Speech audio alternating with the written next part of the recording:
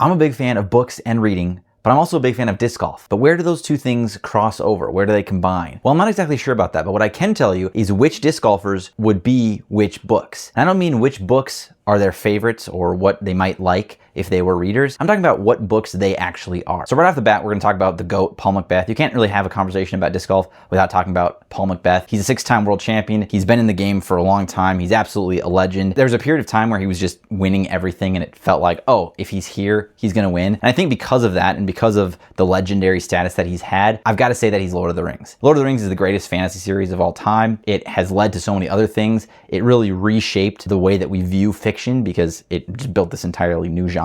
And sure, there were disc golfers who were really good before Paul McBeth came along, but not to the same caliber. And in the same way, there were science fiction fantasy books before Lord of the Rings, but just not in the same way. So he's Lord of the Rings, without a doubt. Next, we have Simon Lizotte. Back when I was younger and I was watching disc golf for the first time, it was just such a joy to watch all these crazy cool lines that he was coming up with on the spot and just the wild things that he was thinking of. I don't have proof of this, but I'm pretty sure Mandos were invented because of Simon Lizotte and all the crazy lines that he was taking. But my book comparison to Simon Lizotte are the Tom Swift books. Now, these are maybe a little bit niche for a lot of people, but they're books that were written a while ago about science fiction, about this kid who was an inventor and he went on these crazy adventures, but he invented a lot of things in those books that then we went on to invent later on in real life. So in a way, he was sort of prophetic and he was kind of blazing a trail of what could be invented in the real world. And so I think in the same way, Simon Lizotte thought of playing disc golf in a different way than a lot of people had thought of at the time, throwing these really wild over-the-top shots, just lines and routes that nobody else was seeing. It kind of reshaped things in a lot of the same ways. That, to me, they're the same. Simon Lizotte, the Tom Swift books. If you know, you know. It makes perfect sense. Finally, we have my GOAT, my favorite player, Ezra Aderhold. The man is a monster. He's a beast. He's huge. And I think there's a couple different ways I could have gone with this. I could have went like a suave, cool route or like a cyberpunk kind of edgy route and found a book that fit with that. But I think what I'm going to do is instead go with just the typical thing that everybody says, beat the dead horse. And I'm going to go with just the size. The size argument is undeniable. Ezra's a huge guy. He's jacked. He's built. And what other books that we know of in the science fiction fantasy space are huge, big, thick, chunko books? I got to go Brandon Sanderson's Stormlight Archive. They're all thick. They're all huge. They weigh 1,000 pounds each. If we're talking just size, just massive, jacked, biggest guy on tour, yeah, I got to go with Stormlight Archive. So those are 3 disc golfers and the fantasy or science fiction books that they are. Let me know in the comments if I got it right, if I got it wrong. And if there's more that you want to see, let me know. Give me some names. Who should I do next if I do another one of these videos? I don't need a whole lot of comments or likes to make another one of these. I love disc golf. I love books. I love reading.